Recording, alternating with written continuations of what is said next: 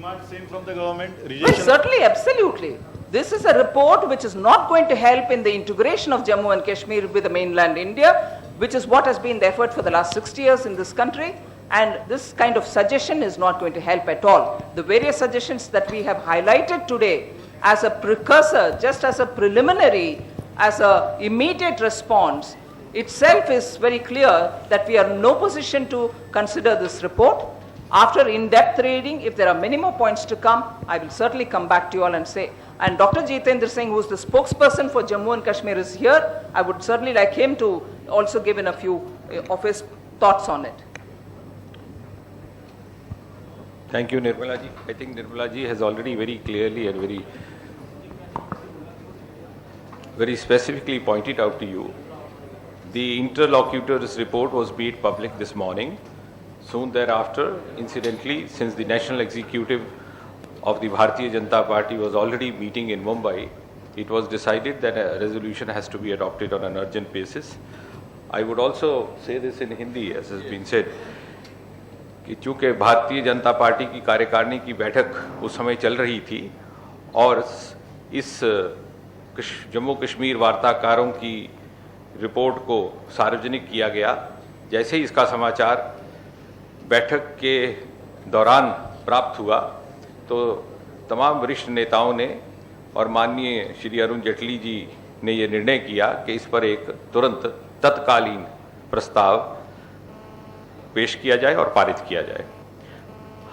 सबसे पहली आपत्ति भारतीय जनता पार्टी को इस बात को लेकर के है कि इस रिपोर्ट को तैयार हुए काफ़ी मास बीत गए थे, परंतु जानबूझ करके संसद का अधिवेशन समाप्त होने का इंतज़ार किया गया, प्रतीक्षा की गई और संसद के अधिवेशन के समाप्त होने के 36 घंटे के बाद इसे सार्वजनिक किया गया। शायद यूपीए प्रशासन को इस बात की चिंता थी कि यदि ये संसद के अधिवेशन के दौरान सार्वजनिक की जाती है तो संसद में इसके लेकर के जो विवाद उठ खड़ा होगा उसका सामना करने का उनमें साहस नहीं, क्योंकि यूपीए सरकार पहले से ही और बहुत सारी आपत्तियों और समस्याओं से अपने आप को घिरा मानती है। अब जहाँ तक इस रिपोर्ट के मूल संदर्भ का प्रश्न है, about which ma'am Nirmala ji is already spoken to you, इसमें 2-3 बिंदु हैं जो विशेष करके हम आपके सामने प्रस्तुत करना चाहते हैं बल रख करके। पहला बिंदु ये कि जैसे आप इस बात से सहमत होंगे कि जम्मू कश्मीर प्रदेश पिछले 20 वर्षों से आतंकवाद से ग्रस्त है और सबसे बड़ी समस्या आतंकवाद की है, परंतु इस रिपोर्ट में आतंकवाद की समस्या को कैसे सुलझाया जाए, उसका क्या समाधान रहे, उसको कोई ज़्यादा प्राथमिकता नहीं दी गई। But at the same time, it also suggests there has to be a constitution committee to review all the laws extended to the state of Jammu and Kashmir after 1952। अर्थात 1953 से पहले की स्थिति में जाना शायद स्वाभाविक ना रहे, परंतु साथ ही साथ एक समिति का गठन किया जाए जो उन तमाम प्रावधानों का अध्ययन करे जो 1952 के बाद इस प्रदेश में लागू होते हैं। अब उस प्रावधानों में आपके ध्यान में ये बात हम ला दें कि सुप्रीम कोर्ट ऑफ इंडिया, सर्वोच्च न्यायालय, इलेक्शन कमीशन ऑफ इंडिया और इस प्रकार के अन्य कई कानून लागू होते हैं, इस पर हमें आपत्ति है। और एक और विडंबना ये कि जैसे मैम निर्मला जी उल्लेख कर रही थी कि सन 1975 में शेख अब्दुल्ला इंदिरा गांधी का जो समझौता हुआ उसके उपरांत शेख अब्दुल्ला को ये एक ऑप्शन दिया गया था कि वो उन प्रावधानों का अध्ययन करें जो 1952 के बाद इस प्रदेश पर लागू हुए थे। उसके परिणाम स्वरूप एक समिति का गठन किया गया जिसे श्री देवीदास ठाकुर समिति कहा गया, जो उनके एक वरिष्ठ मंत्री थे। लगभग 93 प्रावधानों का अध्ययन करने के उपरांत उस समिति ने स्वयं ये निर्णय निकाला कि मात्र 1-2 प्रावधान ऐसे हैं, वो भी ट्रेड, इंडस्ट्री, तजारत या व्यापार के साथ संबंधित हैं या सेल टैक्स के साथ संबंधित हैं, उनको छोड़ करके जितने के जितने प्रावधान हैं वो राज्य के हित में हैं। अब ये फिर से by revisiting those provisions and by trying to reverse the clock, the hands of clock, they are creating a situation which could lead to a greater crisis.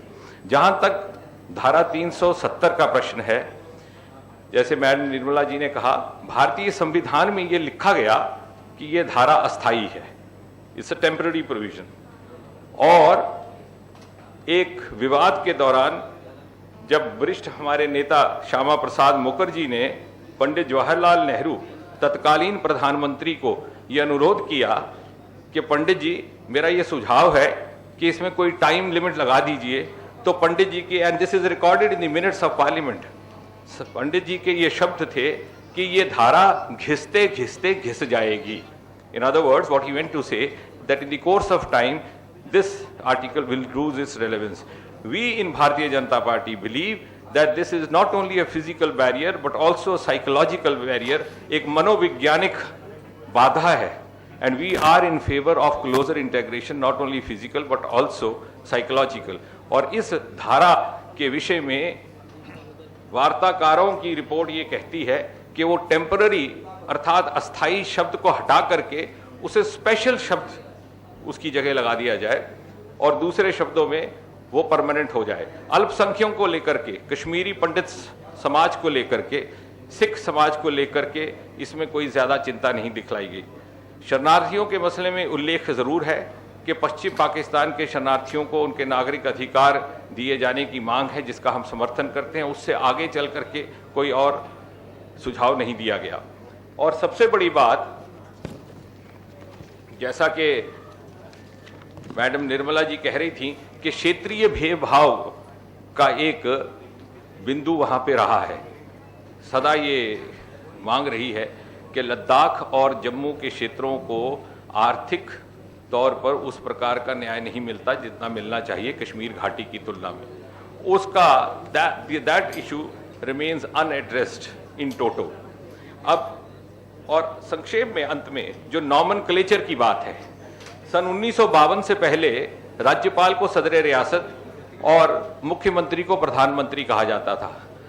Shyama Prasad Mukherjee ने अपने प्राण बलिदान किए इसी नारे को लेकर के, जिसे मैम निर्मला जी कह रही थी कि 2 विधान 2 निशान 2 प्रधान एक देश में नहीं चल सकते.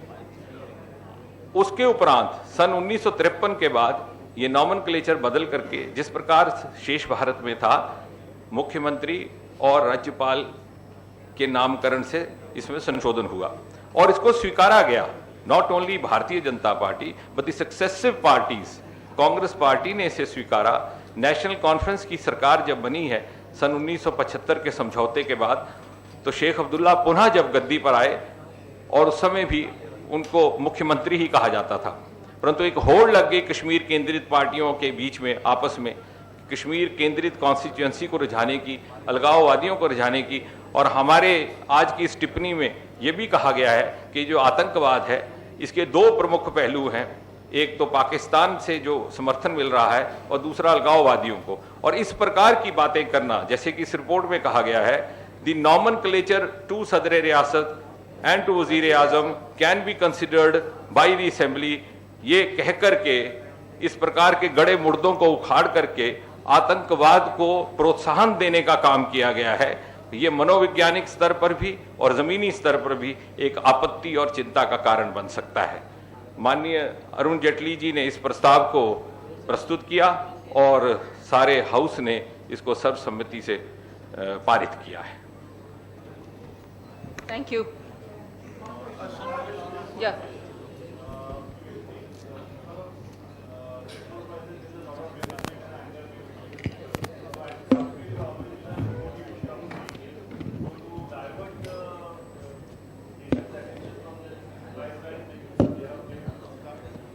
I wouldn't even want to say whether they wanted to divert. I hold them responsible for an even more serious matter.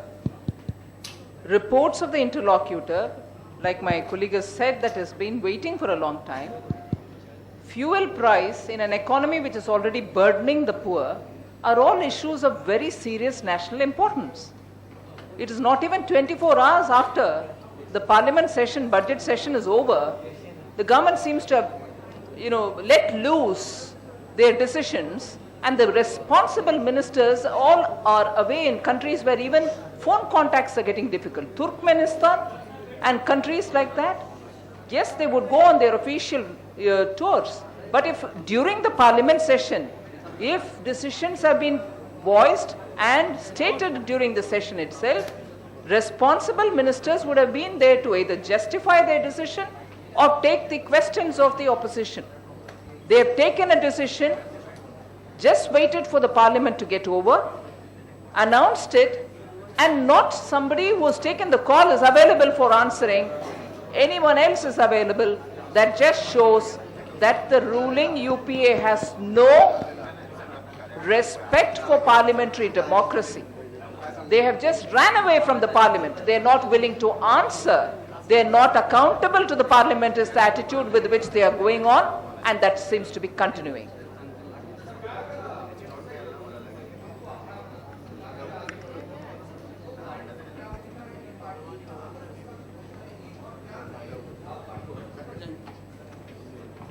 You want to see? ऐसा है कि भारतीय जनता पार्टी ने अपनी स्थिति तो स्पष्ट कर दी है ना जी। अब ज्यों-ज्यों ये विवाद आगे बढ़ेगा, हमारा पक्ष और ज़्यादा मजबूत होगा।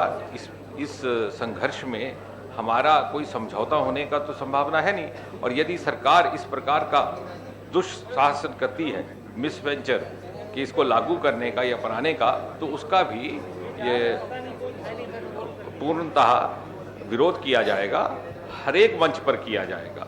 परंतु हमें ऐसी उम्मीद है, अपेक्षा है सरकार से कि इस रिपोर्ट पर कुछ और चर्चा और विवाद करने का वो साहस रखेगी, और कम से कम लोकतांत्रिक मर्यादाओं का पालन करते हुए, उनका सम्मान करते हुए इसको लेकर के हमारे साथ और अन्य दलों से भी बातचीत होगी, और साथ ही साथ जमीनी सच्चाइयों को भी ध्यान में रखा जाएगा।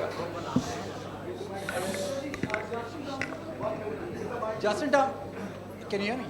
Just in terms of understanding the process, we had violence in 2010. We had more than 110 people died. An all-party delegation went to Kashmir and decided that a team of interlocutors should be formed there. Now that this report has come out, what happens to the procedure, the process from here on?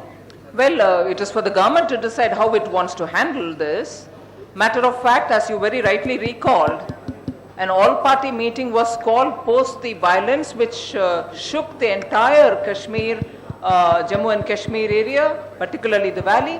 An all-party delegation also went, visited the place and came back, post which the Home Minister called all the parties to talk, and subsequently the interlocutors went. They were formed and they were sent there.